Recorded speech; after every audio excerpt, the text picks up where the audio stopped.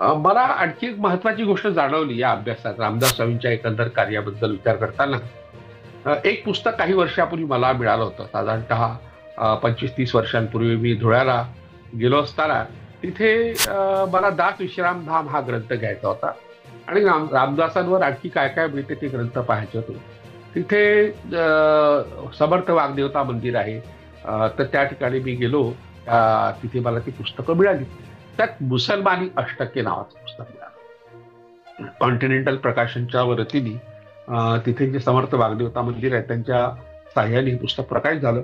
तर त्या पुस्तकाचं वैशिष्ट्य असं आहे, एक तर दखनी हिंदी भाषा जी आपण हैदराबादी वगैरे म्हणतो त्या भाषेतलं ते पुस्तक आहे. आता थोडाफार बदल दखनी हिंदीमध्ये झाला आहे, पण साधारणतः शिवकाळामध्ये त्याचं स्वरूप कसं होतं याचा भाषिक अभ्यास करण्याच्या दृष्टीने रामदास स्वामींचं हे जे आहे श्लोक मनाच्या श्लोकासारखेच आहे. आपल्याला थोडंसं आता अपरिचित ते वाटू शकतात, त्यावर आपण स्वतंत्र भाग एखाद्या वेळ घेऊ.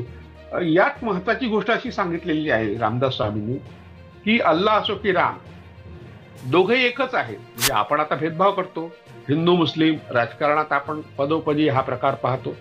रामदासांना मानणारे लोक सुद्धा हिंदू मुस्लिम वाद करून दंगली घडवण्यात पुढे असतातच. पण रामदास स्वामी त्या काळात असं म्हटलं होतं, एखाद्याने मस्जिद जर पाडली तर त्याने की अल्लाह नष्ट होत नाही, की एखाद्याने मंदिर पाडलं तर त्याने राम नष्ट होत नाही. म्हणजे मंदिर आणि मस्जिदच्या पलीकडे राम आणि रहीम आहेत किंवा अल्लाह आहेत. अशा प्रकारचा एक प्रागतिक विचार, उदात्त विचार साधारणतः 350 वर्षांपूर्वी रामदास स्वामींनी मांडला होता. ही महत्वाची गोष्ट आहे.